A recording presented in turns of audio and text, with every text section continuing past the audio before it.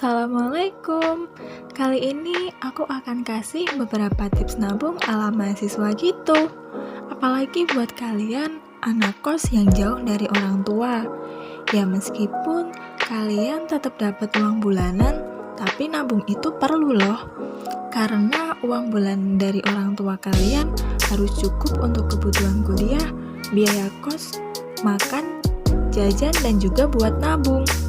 Berapapun jumlah uang yang kalian terima dan apapun caranya, kalian harus tetap menyisihkan uang kalian untuk ditabung. Nabung itu gak ada ruginya kok. Kan uang kalian disimpan, dan kalau ada kebutuhan mendadak atau hal-hal yang gak terduga, tabungan kalian bisa bantu. Atau kalian pengen beli sesuatu atau jalan-jalan, pasti kalian perlu nabung dulu biar nggak repotin orang tua terus. Yuk simak tips menabung ala mahasiswa. Tips yang pertama, kalian perlu mengetahui pemasukan dan juga pengeluaran kalian. Atau kata lainnya, kalian perlu buat anggaran guys.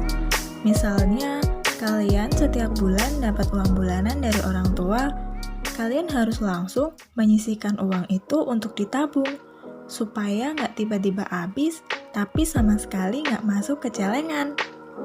Setelah itu, baru kalian menghitung berapa biaya kuliah, biaya kos, biaya beli buku, makan, dan jalaninya.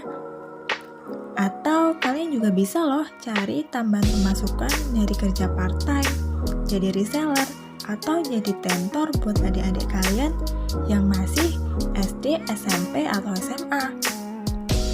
Apalagi di masa pandemi ini kan banyak orang tua yang cari tentor buat anak-anaknya. Karena selain orang tuanya harus tetap bekerja, pembelajaran jarak jauh juga cukup membatasi interaksi guru dan juga siswanya. Nah, ini kesempatan kalian untuk menambah pemasukan. Lumayan kan? Selanjutnya, tips yang kedua, kalian harus bisa bedain mana kebutuhan dan keinginan kalian. Kadang jadi mahasiswa itu pengen penampilannya keren, sehingga tanpa sadar mereka malah membeli hal-hal yang sebenarnya nggak perlu. Lihat online shop, ada voucher gratis ongkir atau voucher cashback, langsung buru-buru tuh buat check out. Apalagi nih, kalian yang punya m-banking harus bisa tahan jari-jari kalian untuk enggak dikit-dikit buka m-banking terus top up ke aplikasi online shop kalian. Bahaya kan kalau kayak gitu. Atau nih, kalian udah punya baju setumpuk, tapi tiap mau pergi pasti bingung, aku nggak punya baju. Kebiasaan. Makanya kalian harus bisa bedain mana kebutuhan atau cuma keinginan kalian. Kita lanjut ke tips yang ketiga. Jangan mudah memecah uang nominal besar. Kalian jangan pernah memecah uang nominal besar kalau benar-benar nggak terpaksa ya. Karena semakin banyak pecahan uang kecil yang kalian miliki, kalian otomatis sangat mudah loh mengeluarkan uang itu karena nominalnya udah nggak besar lagi. Habis jajan pakai uang 100 ribu, dapat kembaliannya 20 ribuan sama 10 ribuan. Langsung habis nggak tuh besoknya?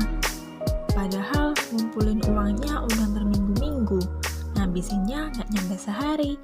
Nyesek banget. Jadi kalian hati-hati ya. Lanjut ke tips yang keempat. Manfaatin uang receh yang kalian miliki. Siapa nih yang sering nimbun uang receh kembalian belanja di minimarket atau di warung? Ternyata menimbun uang receh itu bisa nyelamatin kalian dari kantong kering akhir bulan. Setiap dapat kembalian uang receh, kalian langsung masukin aja ke toples, biar nggak berceceran di kamar kalian. Uang receh kalian kan masih tetap berlaku sebagai mata uang resmi Indonesia, jadi nggak perlu malu untuk belanja pakai uang receh. Atau Kalian juga bisa nukerin uang receh kalian di minimarket karena biasanya mereka membutuhkan uang receh itu untuk kembalian. Lumayan kalau uang receh kalian udah sampai 1 toples atau udah sampai 2 toples, bisa tuh kalian tukerin biar jadi uang kertas lagi. Jadi jangan mentang-mentang cuma uang receh, terus kalian telantarin ya. Kita lanjut ke tips yang kelima, yaitu investasi.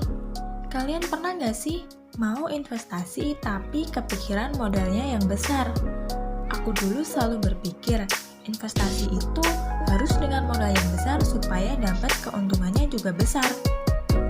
Padahal modal besar dan keuntungan besar itu selalu dibarengi dengan resiko yang besar juga loh. Mulai sekarang kalian jangan pernah berpikiran kalau investasi itu selalu memerlukan modal yang besar atau investasi itu hanya untuk mereka yang sudah memiliki penghasilan tinggi. Sekarang banyak kok instrumen investasi yang tidak memerlukan modal besar dan juga bisa diakses melalui aplikasi. Tentunya sudah terdaftar di OJK.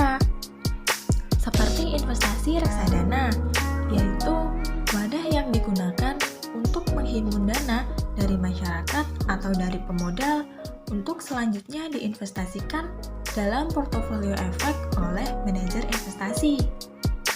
Selanjutnya, siapa sih manajer investasi itu?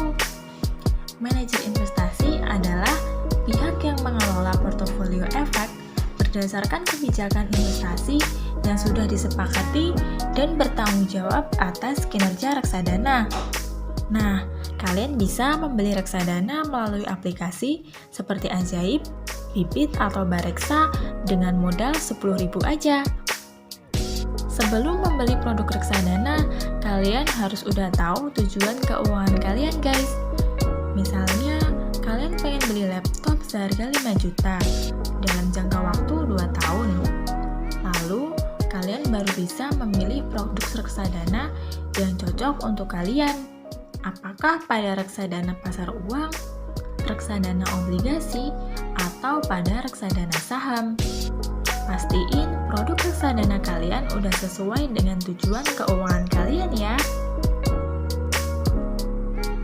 Nah, itu dia beberapa tips dari aku. Mungkin masih banyak tips lain yang gak aku bahas di video kali ini. Kalian boleh share di kolom komentar ya. Gak apa-apa kok, kalian nabung sedikit demi sedikit tapi rutin. Itu untuk membentuk kebiasaan buat kalian supaya terbiasa menyisihkan uang kalian untuk ditabung. Tentunya kalian pasti ngerasa lebih tenang kalau keuangan kalian tertata rapi dan udah punya tabungan rutin.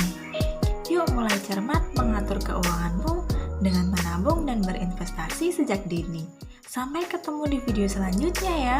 Wassalamualaikum.